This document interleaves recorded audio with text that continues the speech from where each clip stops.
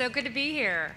I was born in Baltimore, so I claim this, even though I moved away when I was like 3. But this is a beautiful day and a wonderful festival, and it's such an honor to be included in it. My sister actually is in town in Atlanta this weekend, and I knew that when I got the offer to come here. And I can't believe a literary festival beat out over time with your sister. I'm like, Mom's there, you'll be fine. But it's great to be here, so thank you all for coming. Today I thought I would talk a little bit about, since it's the book club, I want to thank, of course, the festival and the Baltimore Sun as well for putting this all together. Since it is the book club selection, I was going to sort of focus most of my talk around this novel.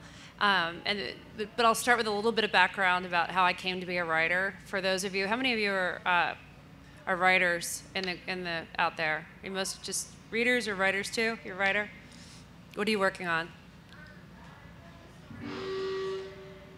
A story? Well, good. We could talk about that a little bit too in the Q&A at the end. But just a very brief background. I used to be a lawyer. I went to law school at University of Virginia, sort of as a result of having good grades in college and being afraid to really pursue this full time right out of college. So I went to law school, which seemed like it's sort of a safe thing to do.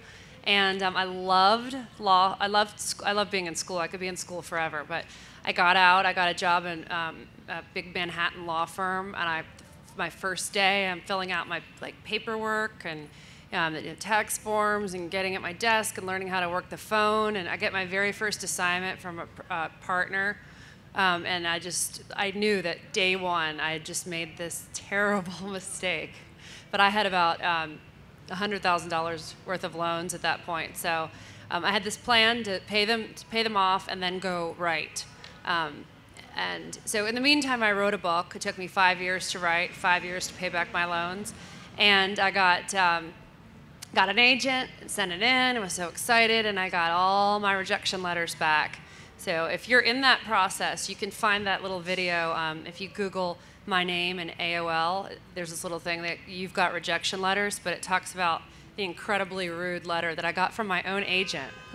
It was like, they all rejected it. Not even a punctuation mark at the end. Just go along your way. So it'll inspire those of you who are going through that process to stay after it. But so anyway, at the end of that sort of disappointing journey, I made the decision that I wanted to try it again, and I wanted to try it again full time. So I quit my job. It was right after 9/11. My flight was actually on the 16th of September, which was strange. It was the first night that they let international flights leave JFK, and I moved to London, and I gave myself 1 year to write this book. I reassured my parents that I could get my job back probably if I needed to at that point in time. And 14 months later, I had finished Something Borrowed, and the results were very different the second time around. I got a new agent, and I got a couple different offers, and 2-book deal, and I've been writing ever since. So I tease my children and my husband that was the happiest day of my life, over their birth and my marriage to him. But when you're married, you have all that pressure of it's you have to look right, and you know how weddings can be. And with kids, there's all that pain involved. So it was just this day of pure bliss. But I do feel lucky for the journey that's happened as a result of that day. And so I'll talk a little about where we belong now. Fast forward about 8 years, and this is my 6th book. It's about two women. One's 36, who's harbored the secret for her entire adult life, as you heard a bit earlier, of the baby that she gave away for adoption. And of course, the other woman is really a young woman, 18 years old, who decides that she wants to find her mother. And the book really begins with that knock on the door of, I think you're my mother. And it's about the individual journeys, but the one they take together too, and how we're all sort of searching for an understanding of who we are and our identity. So I'm asked a lot. I've just completed a book tour, about 10-city, 12-city book tour about 3 weeks ago, and just asked countless times from the media and at book signings, what was your inspiration for this book? And for all the other 5 books, I really could say something very specific. I could remember like the first seed. But for this one, I had Janelle. Hey, my Facebook friend. She puts on her glasses. Why do you try to disown me at these things? She's my girl. See, Facebook is really good for some things. You can meet real, legitimate friends through Facebook. Anyway, where was I? Lost my train of thought. Thanks, Janelle. Oh, the inspiration. I think the one of the early seeds was wanting to talk about a secret, the effect that a really big secret can have on our lives. And, so many people, it seems, have these, really the big, all-encompassing secrets. And, what does that do to the person who has a secret, and what does it do to his or her relationships? And is the saying, the truth will set you free, true? So all of those things I was interested in exploring. But there's a lot of very grim secrets. I didn't want to spend 18 months with incest or, I've done affairs before. I didn't want to sort of do the dual family and that whole thing. So adoption seemed to be a way to explore these themes with a more positive, potentially positive backdrop. So the other thing is just adoption in and of itself has always been an interesting thing to me. I was actually asked quite a few times, which I've taken as a very big compliment by so many readers who have been adopted or have adopted children, what is my firsthand experience with adoption? And I've actually printed all those emails and saved them because they mean a lot to me. In fact, one of my husband's best friends, neither one of us knew she was adopted and told us this whole, story. It was just amazing that we didn't know that. But she said, what's Emily's experience with it? And really, I had no firsthand experience other than my lab partner from my freshman year in high school. Her name was Dory, and right after she moved to Chicago from Columbus, she left and was gone for the duration of the year. And obviously she had a baby, and she put the baby up for adoption. Came back to school sophomore year with pictures of this baby, her son, and all she knew was that the baby had gone to Texas. But she didn't know where, she didn't know what his name was, and she was not allowed to have contact with him until he turned 18. But for certainly the next 3 years while we were in high school, and I feel somewhat certain that she did so beyond that, but she would write letters to him, in study hall when other people are writing to their boyfriends and their friends and writing notes. She would write these long letters, and she would sing songs, and she would send them presumably to the agency who was holding on to these records, and then would give it to the child when he turned 18. So when I started to write this book, I thought about the fact that baby is now 24 years old or something like that. You can do the math there. I'm 40. Yeah, that was freshman year, so which was shocking. And I thought, well, he's 24, so 6 years ago he made this decision of whether he wanted to read those letters or not. And did he get in touch with his birth mother? Was he not interested in that relationship? If he did get in touch with her, how did his own parents feel, about this decision? Were they jealous? Did they discourage it? What has Dory since had children, biological children that she kept, and how does that color? There's so much, I think, rich terrain to explore with adoption that I've always found very compelling and interesting. So that was another inspiration part of it. Let's see, the Kirby, just Kirby yourself writing the book is told in alternating perspectives between Kirby and Marion, and I was a little intimidated at first to write Kirby's story because she's She is 18, and I'm, as I mentioned, 40. And she's a very different teenager than I was. She's, you know, I was more of a joiner, joined this club and that club, a soccer team, editor of the newspaper, sort of had friends in different groups and kind of got along with everyone. And Kirby's a little darker, a little more, isolating herself and not really wanting to do these things. And so I thought that would be another additional challenge. And not only is there a gap in our age and what's currently happening in our lives, but I wasn't like her even when I was 18. But I went back and read my journals. I kept journals every day of my life for like the first day of 5th grade through like well beyond law school, which is like really cuts more to OCD than my commitment to my writing. But I did. I kept them, and I went back and I read them, and I was just hit by the sense that I wasn't as happy as I thought I had been in high school. And it certainly the majority of the entries were just, things were just not right in my world at all.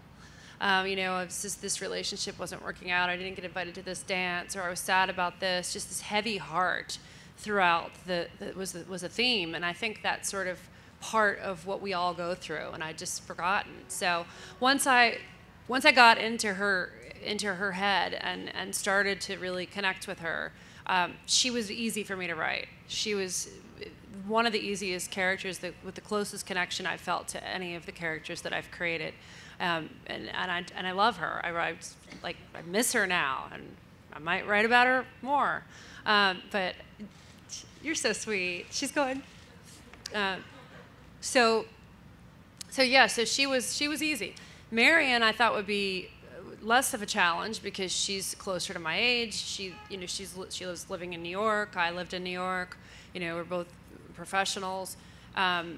So I thought it wouldn't be that hard, but to get into the mindset of a woman who made this incredibly, really the most generous decision you can make, one person can make, to give their child to another. It's amazing, and I'm just in awe of it, but I just know that I could not do that. And so that chapter, that scene when she remembers what that was like, was just, it took me way longer than it should have, because it was just so difficult to really put myself in her shoes and to feel that and to experience that and to see that she was making that decision.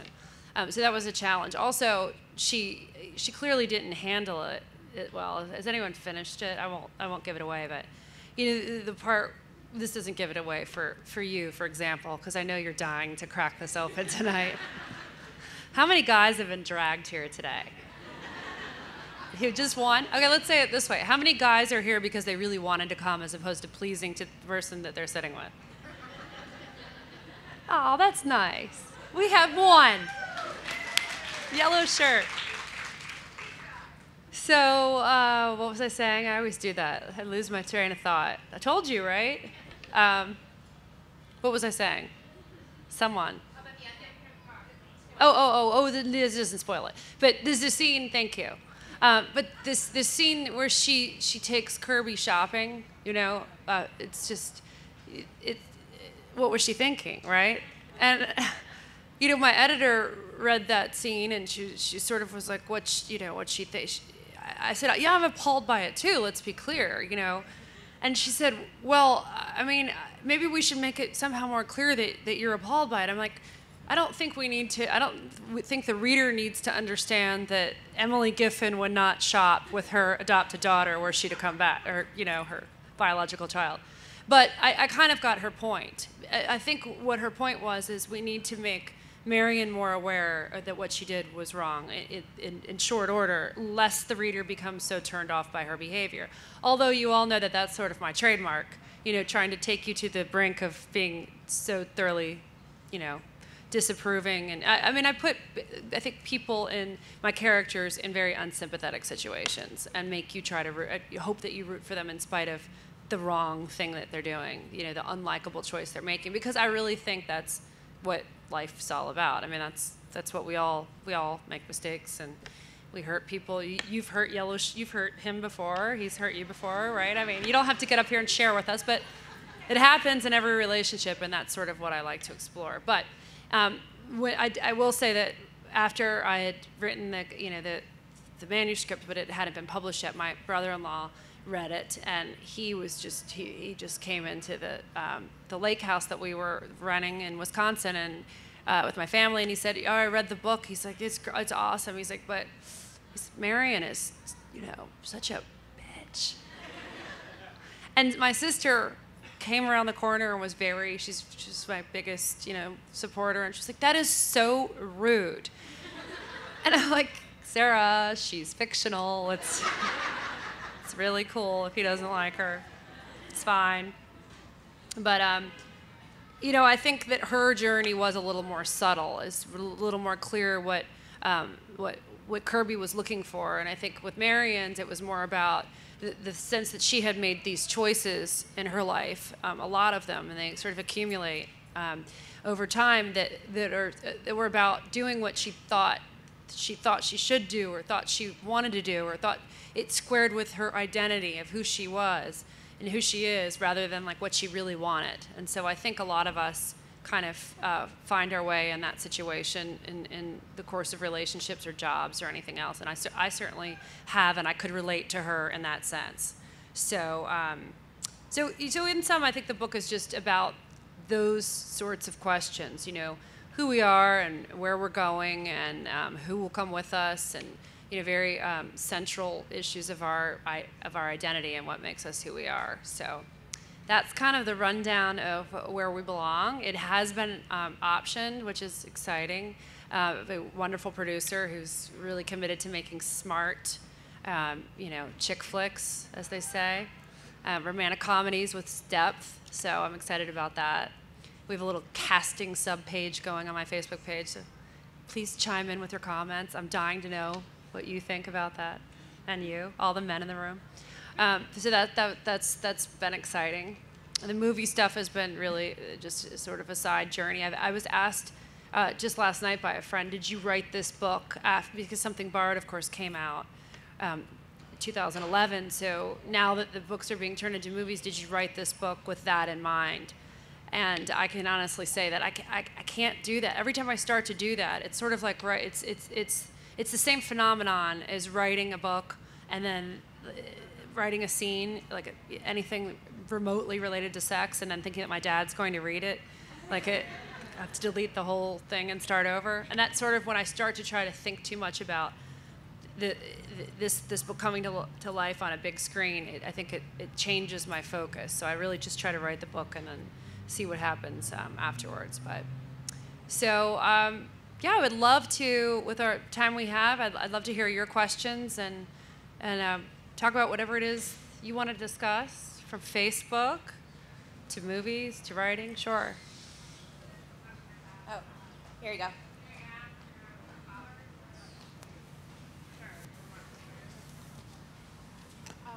So I think there's a chapter with Marianne and her father, and instead of she comes back home, and I'm not going to give anything away for those of you who haven't read it, but there's a scene where they're in the car and they sort of played that game. Yeah. And I was really curious about where did that come from, and also how hard was it for you to kind of think about the father's perspective in all of this?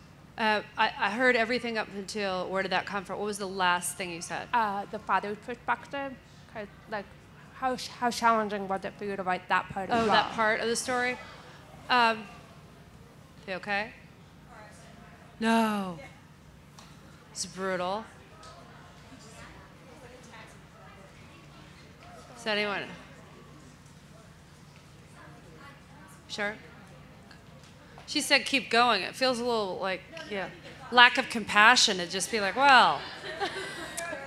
I was just saying how at the end of my Heart of the Matter tour, I got into a head-on collision on my way to Borders. It was crazy. And I went and did the signing. Aren't I cool? With airbag burns and a bloody lip. I was saying it was more that I was in shock than anything else. But I looked like a total rock star. Let's talk about my book. Are they okay though? Okay. So, oh yes, your question about, that's, you know what, I've not had that question before. about the father. That was, one of the things I love about writing is exploring all these different relationships. It's just like they're all so relationship driven, and the father-daughter one is obviously one. I have a father and we're close, and I tried to think about what it would be like if I had a secret like that from him. And I do think, I mean, my opinions about secrets change throughout the course of the book. It's sort of, I thought, well, it depends on the relationship. Like, you don't owe it to everyone you meet, even good friends, to tell them everything about you. But at the same time, I think there are certain secrets that if you keep them, they really will change your relationship. And of course, I don't want to give away the fact that and you guys have had like 6 weeks to read it. I'm going to just say it. No, but you know how he didn't really, like sign language here. I'll talk about it when you come up. The game came from, there's a lot of people ask if my books are autobiographical. They're not at all in terms of plot, but obviously when you're writing little scenes, you borrow from your own life. And I did used to play that game with my uncle, like turn left, turn right, my mother's younger brother. So that was something that I had played, and so that's where I got that. But that scene, it was very important to me because I think it shows. Well, I don't want to give, my answer would give it away. It should be a requirement for this next year. Like, you must read the book or be okay with spoilers, because I can't really answer your question thoroughly. But I will when you come to get your book signed. Right here? I think that you made the men like so surreal, so wonderful. Yeah. Yeah. I mean, You like the men? I like the father. See, at least I'm not male bashing, right? Yeah, but then the moms are really. Oh. She says that her question is, well, I didn't really let you finish. You think the men are too? Yeah, and the moms you made really Right. like the adopted mom. I think you kind of were hard on her. You know? Like, she's a little nicer, but I mean, Yeah. but the men were just so surreal. Yeah. Well, I think that's interesting because I think we are harder on, as women, I think, our sisters than our brothers, and we're harder on our mothers than we expect more in some ways. At least I think I've fallen into that trap.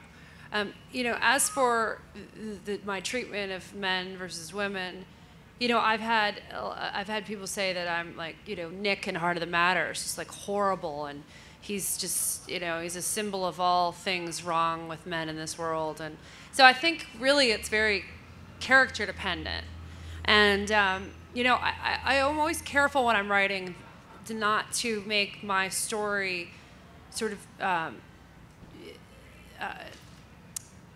don't want the message I want it to be a message. I want it to be more about the characters and their journey, because I think once you get into that, what's the message or what point are you making about things, and, you fall into that same trap that I was talking about earlier of being sort of stymied in the creative process. So.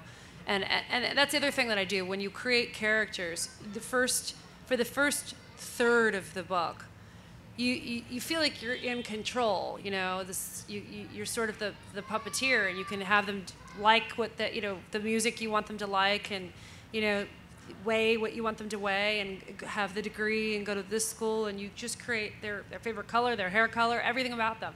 But by the time you get into sort of that third of the way into the book, halfway into the book, they become to me real, and I'm no longer manipulating their course. I'm really thinking, now what would she do here? How would she feel about this? What choice would she make? A really good example of that is Love the One You're With, which you all have had 4 years to read, so I don't mind spoiling that one. But I wanted her to be with Leo. I mean, I love Leo. I mean, I think he's hot and he's smart. And I don't think he came back, he was sorry, but Margot, let's just do a book club of Love the One You're With. But, a lot of people feel very strongly the other way. In fact, when I wrote that book, my sister and my best friend are so different. My sister was just adamant that she not even kiss Leo, that she not even cross any line. And my best friend was like, why didn't you just have them sleep together? She's like, come on, just write an alternate ending, at least for me. So you see, we're all very different in our interpretations and what we think should happen. But what I tried to convey to them, what I said to them is, I can't just decide what I want Ellen to do. because Ellen's fully formed and created, and we have to go like with what she would do, and I think she would have chosen him. That's not to say their marriage is going particularly well right now, I've heard, but I'm just kidding. I haven't thought about them in a couple of years. So, although that movie is next to be made. The other thing is, I thought it was pretty significant the way you had Cameron give her a letter, and then later you have him say, "Oh, she's going to college." Oh, that you're talking Love the One You're With still. Oh, yeah. Yeah. She's back in the Green Book. Yeah. She's back in 2008. Right, but I mean, that was her sort of saving. No. I'm talking about the this one. Yeah. The letter. Yeah, letter, there's letters in all my books. But then, and you don't know what's in the letter. Right. I mean, and then later he says, "Oh, she's going to college." So. Right. You kind of just. Yeah. You left that kind of open. That was. Well, the other thing is you don't really know how perfect Conrad is or isn't. I mean, because you don't see, you don't really see that. I mean, he could have a drug problem for all we know. We didn't really delve that far into his life. I mean, not that a drug problem would, permit you from being a perfectly lovely human being, but to your point, he seems perfect. We don't really know that. You'll find out in 2 years, though. I'm just kidding. Well, it was very good. Oh, well, thank you. Thank you for your questions, too.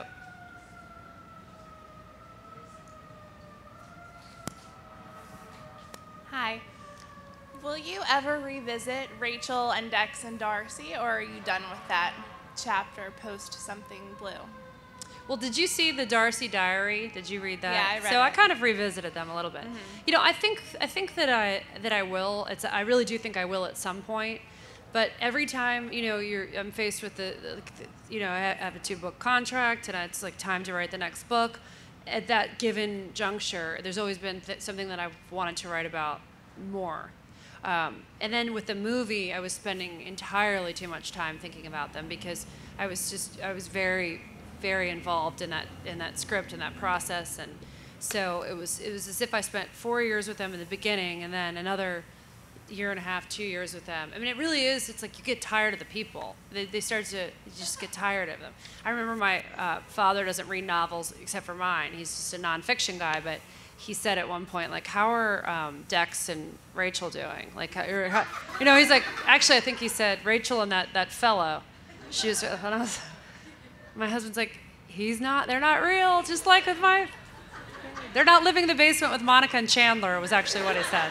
I'm like, oh, I wish they were. The Monica and Chandler part, particularly. All of them. Rachel, most of all. You write so well in first person. How do you keep it with their thoughts, just in first person, without going like totally descriptive and everything? Well, thank you. She asked about writing in the first person. For those who didn't hear in the back, the only time that I've written in the third person so far was in the Valerie chapters of Heart of the Matter. Everything else has been the first person, and I like the intimacy that comes with, like, you get so much of what's in someone's head. This one, I was concerned because it's the dual narrative, but it's first person. So I was concerned that the reader would get confused when everything's in the first person. But and so originally I had the first third thing going, but I didn't like it for this book. First of all, I think it was important that both of their stories be told in the first person. Second of all, I don't think it was confusing because they were so different. And there was a third. I think I had a sense in Heart of the Matter, which, sorry, I'm talking about other books, but it's kind of helpful to answer questions. But I wanted to align myself. I wanted to be on Tessa's side, and that was sort of a way of like starting the book of like I'm in Tessa's camp, and then it was interesting that I came around to completely seeing Valerie's point of view and feeling her pain and having like the utmost empathy for her and probably wanting to be friends with her more than be friends with Tess. But I didn't feel like I needed to start out the book with that, with siding with anyone on this one. So I think that's, but as far as keeping it straight, I just think if I think it takes time. Are you writing in the first person now? It's the first person view from 3 different characters. Yeah, that can be challenging. So. You know, if you find that you're getting confused at all, then your reader definitely will, and I would jettison one of them. Yeah. And then maybe consider doing a third person or some, but just play around with it, because, I sometimes have to change how I'm doing it or writing it, or I write in the present tense versus the past tense. Like Something Borrowed was written in the past tense, right? And borrowed in blue in the present, I think. I mean, which is, it's a minor thing unless you're like 14 chapters in and you have to go back and redo everything. I'm already forgetting some was stuff I've instead written. Of right. So it's nice to straighten it out in the beginning. That's what I wish I were, an outliner. If I just have this complete outline and roadmap, and it's so much more efficient. I could get a book out a year if I were an outliner, but I'm not an outliner. Instead, I'm just like a organic, like Mosier, like, oh, I changed my mind, and then it's an inefficient way to write a book, for sure, because you end up scrapping. Like you might scrap one of your girls. Yeah. But don't be afraid to scrap. Yeah. Don't ever be so, like, oh, I've written these 22 pages that I can't get rid of them, because you can use them again someday. That's what I think. So.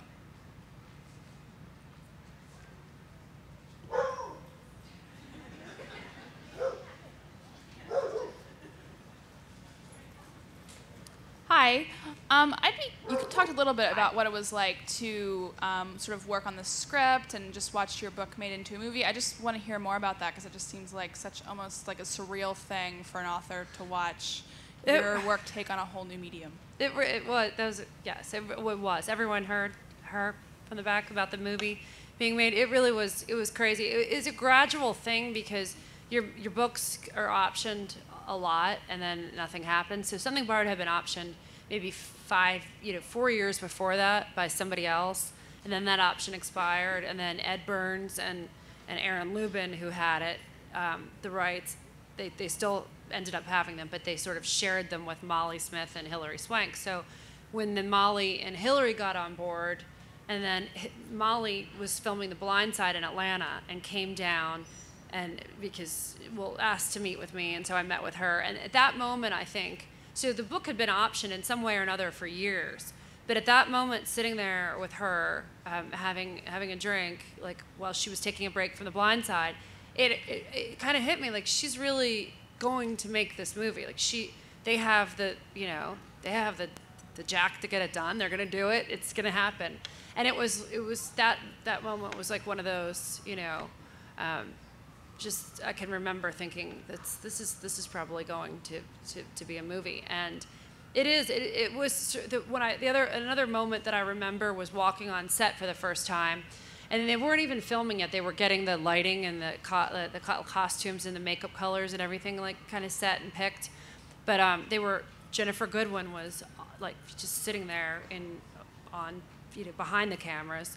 And I walked up, and Dex Colin Egglesfield was there, and for a second, it's like, oh my gosh, it's so nice to meet you. And for a second, I had that feeling of I'm meeting Rachel and Dex, and then I had to say, like, okay, it's Jennifer Goodwin and a really hot actor named Colin Egglesfield. So hot. He's really, really nice too. He's a nice person. But he was dressed in the suit that he's wearing. I think later in the movie, when is he wearing it? I think it's like an office scene, but he's like, do you like this? Do you think Dex would wear this? And then he's like, what do you think about these? And he's like, 3 different sunglasses. He's like, which ones do you think Dex would wear? And I'm standing there with my best friend, and she's like, this is so weird. But it was. I'm like, Dex would wear those glasses, and I don't know about that jacket. But then the costume designer kind of got mad, kind of got in a tiff. They're like, get the author off set. But I was always careful not to be that author, to insert myself too much in the process. I tried. There were moments when I kind of got excited and lost sight of that vow to myself. But I think it was important. My involvement was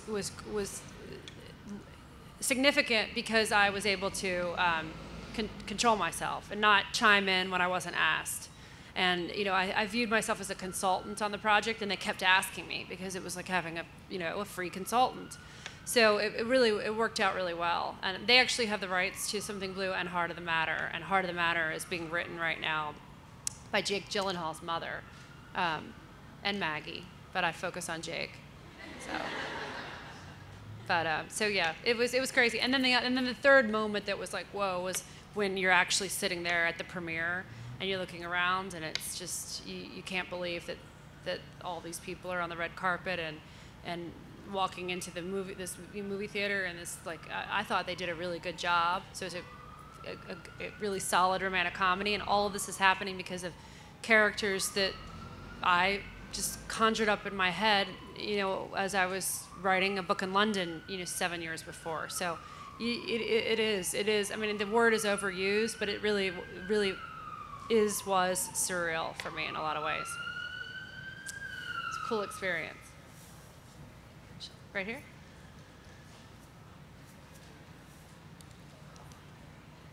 Sort of a follow-up question. You write really strong, vivid descriptions of your characters, and so Darcy is very clearly dark-haired and tall, right. And Rachel is not so tall, and she's got like that dishwater blonde kind of hair.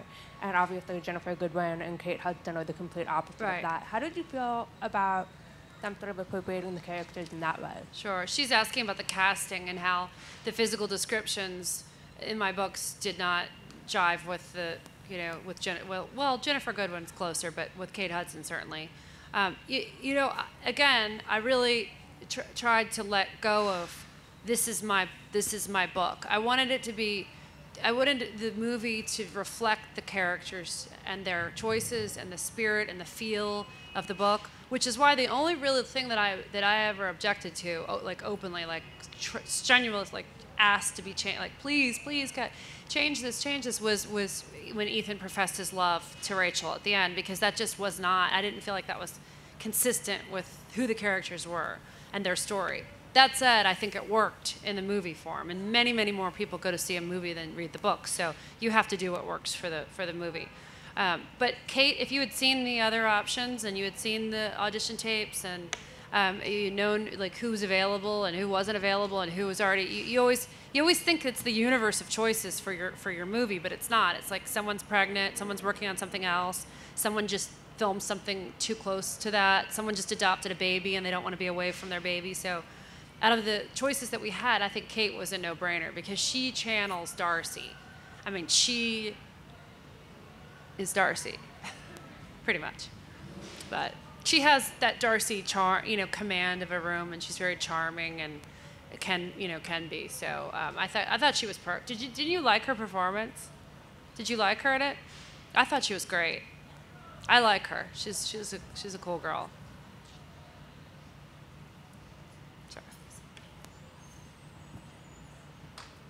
Why London? When you quit your job and decide to write for a year, why do that in London? Why do it in London? Well, if I had been really brave, I would have gone to like Italy, and written Eat, Pray, Love. I wanted an adventure. I wanted to do something. I had followed the set path: college, law school, the right law firm, just all these safe choices. And I was facing turning 30. It was 2 years. I was 29 when I moved there, and I wasn't married. I didn't have kids, and I wanted to just do something completely different. And to me, that was as different as I could get and still be in my safety zone. This is the language, and my mother's a huge Anglophile. My sister had lived in London and worked at Harrods on a work study program, so it wasn't so foreign to me that I was But it was great. If you're writing a novel, move to London. It rains all the time. You have no friends there. Your friends don't wake up till 1 o'clock. I got a lot accomplished in London. So it's such a romantic sort of feel to it. There's something about London and the rain. But so, any other questions? Sure. Are you from Chicago? I saw your shirt. Oh, yeah. I am too, even though I was born in Baltimore. That's funny. I like the was White wondering Sox too. How you knew, if there was something in my face or something. No, you do. You have that wholesome look. I was just wondering who you like to read in your spare time, assuming that you have spare time. Yes, I mean, I always you always have to make time for reading. So especially, it's kind of nice to be able to to buy books and write them off as an author, and then to read books and feel like this is part of my job. I have to know what's being. But I like I really read a lot of different things. I like mostly women writers because I think they tend to write more about relationships. But so I love Anne Patchett and Alice Munro and Elizabeth Berg and Eleanor Lippman, I love. But one of my favorite writers is J.R. Moehringer, who's here at the festival. He's speaking at 5:00.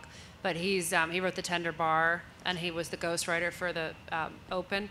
And I think one of the best writers. I told him, I think you're one of the best living writers. There's some dead ones who are better, but so he's fantastic. And I like Tom Perrotta because he tends to write more about relationships. I do, if you're looking for a longer list and trying to think of what to read next, I do have it on my website, like a long list of 20 or 30 authors who I love to read. So it's a little bit of everything.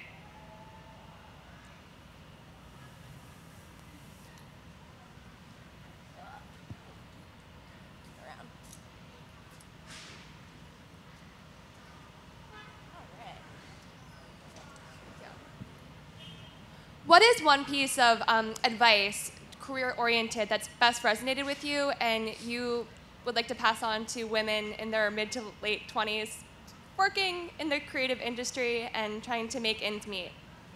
Creative advice specifically tailored to the creative field and industry? Well, I mean, I think if I could just be a bit broader in my answer, I would just say, make sure. Did you give me an age group? You said 20s, 30s? Yeah, 20s. I just think, make sure you're doing. I mean, it sounds so simple and cliche, but just make sure you're doing. You're going down a path that's making you happy and it's fulfilling on some level. I mean, no job. I mean, you have to be practical. You have to pay your bills. No job you're going to love all the time, but sort of try to. I think it's important to fast forward your life in 5 years and see where will I be if I stay on this path, and is that a good thing or is that not a good thing?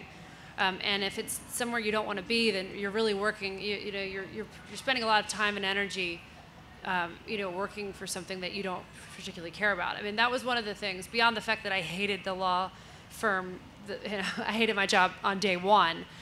Once I got past that, I would look around and there were some lovely people there. I have very close friends who are still there. But when I looked at the women partners, there was not one among them who I wanted to be, whose life I wanted, for one reason or another. But I had no role models and no sort of I didn't want I wanted children. This one didn't have children. This one never saw her children. This one, seemed miserable. So I think it's just important to look forward and say, where do I want to be? And I mean, again, it sounds very obvious, but just to follow your heart. And I think sometimes doing that is riskier than not, because when you go after something you really care about, there's a much greater downside if you don't get it. It's like going after the guy you really, really want to be with, as opposed to the one who's really nice to you and it's fine. Because if that other one doesn't work out, you'll be devastated. And if the okay one doesn't work out, other fish in the sea. So for me, I think that was a pitfall and with jobs and life and everything else. And I think it's important to say, take those risks. And if it doesn't work out, it really is the journey. I mean, if I had gone to London and written something borrowed, and it could have just as easily been rejected. I mean, when you think about the fact that it's just one particular editor reading the book in her office with her mood and whatever's going on in her life. I mean, it's so subjective. It could have just as easily all been rejection letters. And let's say that I hadn't tried to write again. I think I would have. But would those years have been wasted? Would those two? Absolutely not. Because I took that chance. I proved to myself that I could do something. So it's really, you can't be so results oriented in life. You have to look more at the journey, I think. Aren't I wise?